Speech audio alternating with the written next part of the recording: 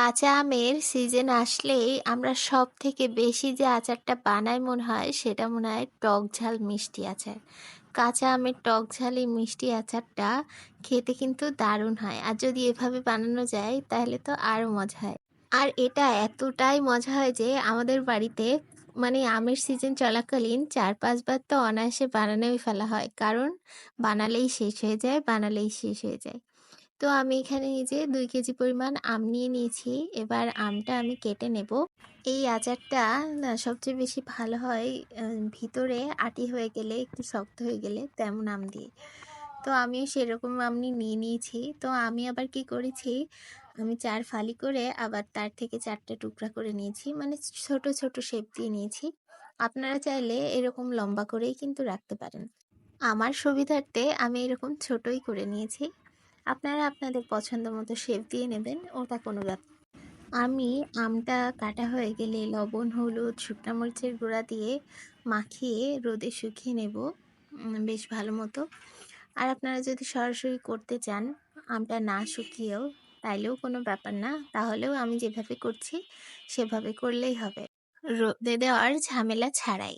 আমি তো এই ডালাতে করে নিয়েছিলাম, আর ডালাতে তো মিক্স করা যাবে না, মশলা গুঁড়া সব পড়ে যাবে, সেই জন্য একটা পাত্রে ট্রান্সফার করে নিলাম। নিয়ে এবার এটাতে আমি ভালো করে আমটা মিশিয়ে নিব আমের সাথে মশলাটা। তারপরে কিন্তু আমি মেশানো শেষ হয়ে গেলেই রোদে দিয়ে দেবো। এবার আর কি, রোদে দিলে এই যে আমের ভিতরে যে বাড়তি রস সেটা শুকিয়ে যাবে। আর আমটা শুকিয়ে গেলেই এবার চলুন আচারটা করে ফেলি। তো প্রথমে আমি 1.5 কাপ তেল নিয়ে নিয়েছি একটা প্যানে। তারপরে তেলটা ভালো মতো গরম করে তাতে আমি 5 ফোড়ন দিয়ে দিয়েছি 1 চামচ মতো। দিয়ে একটু গন্ধ ছড়ালে তাতে আমি এবার এই যে রসুন, আমি 3টা রসুন মাঝারি সাইজের একটু হালকা থেতো করে নিয়েছি। আর সরিষা বাটা নিয়েছি 1 মুঠ মতো, সেটাও আমি বেটে নিয়েছিলাম। এবার থেতো করা রসুনটা দিয়ে দেব, আর তারপরে সরিষা বাটাটাও দিয়ে দেব। দিয়ে কিন্তু তেলের সাথে বেশ ভালো মতো ভেজে নিতে হবে সময় নিয়ে। বেশি জোরে জাল দেওয়া যাবে না, তাইলে মশলাটা পুড়ে যাবে। মিডিয়াম লো হিটে রেখে মশলাটা আমাদের ভেজে নিতে হবে। আর এটা একটু সময় নিয়েই ভাজবেন, আচারে যত সময় দিবেন তত আচার ভালো হবে। তো তারপরে এই যে শুকনা মরিচের গুঁড়া দিয়ে দিচ্ছি। আপনারা চাইলে শুকনা মরিচ একটু টেলে নিয়ে সেটা গুঁড়ো করে সেটাও দিতে পারেন। আমি মরিচের গুঁড়াই ব্যবহার করেছি। তারপর আর একটু মিশিয়ে নিয়ে তাতে আমি পরিমাণ মতো লবণ দিয়ে দেব। তারপরে আর কি, এবার আমি চিনি দিয়ে দেব। আমি প্রথমে 1/2 কাপ মতো চিনি দিয়েছি। তারপরে যদি মনে হয় যেন মিষ্টি একটু লাগবে তখন আরেকটু দেব। আপনারা আপনাদের আন্দাজ মতো চিনি দিয়ে নেবেন। তারপরে যে এবার জাল করে চিনিটা গলিয়ে নেব আমি। আর চিনিটা গলে গেলে সুন্দর একটা কালারও চলে আসবে। মশলাটা কি সুন্দর দেখতে হয়েছে দেখুন। তারপরে মশলাটা যেই রেডি হয়ে যাবে, এবার কিন্তু এই যে আমটা সেটা আমি দিয়ে দেবো এবার প্যানে। এবার সবগুলো আম দিয়ে দেওয়ার মশলার সাথে আমগুলো কিন্তু আমি বেশ ভালো মতো করে মিশিয়ে নেব।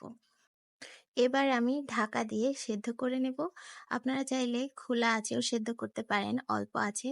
আমার একটু তাড়াহুড়া ছিল, সেই জন্য ঢাকা দিয়ে সেদ্ধ করে নিয়েছিলাম। আর আমারটা না একটু বেশিই সেদ্ধ হয়ে গেছিল। আমার বাচ্চা কান্না করছিল, গেছি আর তখন বেশি সেদ্ধ হয়ে গেছে। তো আপনারা আর একটু কম সেদ্ধ করবেন, একটু গোটা গোটা থাকবে, তাইলে আরো বেশি মজা লাগে হাতে ধরে ধরে খাইতে। এবার আমি সিরকা দিয়ে নেব। 3 চামচ সিরকা দিয়েছি আমি। সিরকা দিয়ে ভালো মতো আমি আরেকটু জাল করে নেব। আর তারপরেই আমার আচারটা পুরোপুরি তৈরি। আপনারা এটা চাইলে রোদে দিয়েও সংরক্ষণ করতে পারেন, আবার ফ্রিজেও রাখতে পারেন রোদে দেওয়ার ঝামেলা ছাড়া। ফ্রিজেও আচারটা বেশ কিছুদিন থাকবে, কিছুদিন বলতে কয়েক মাস থাকবে, বেশ ভালোই থাকবে। আর আমার না আচারটা নামাতে নামাতে শেষ হয়ে যায়, এত মজা হয়। দেখুন কত সুন্দর লাগছে কালার। আপনারাও কিন্তু এভাবে বানিয়ে নিতে পারেন। আমার আচার করা দেখে ভালো লাগলে আপনারা আমার সাথেই থাকবেন, সাবস্ক্রাইব করে দিবেন ইউটিউব চ্যানেলটা। আর আজ এই পর্যন্তই। আল্লাহ হাফিজ, ভালো থাকবেন।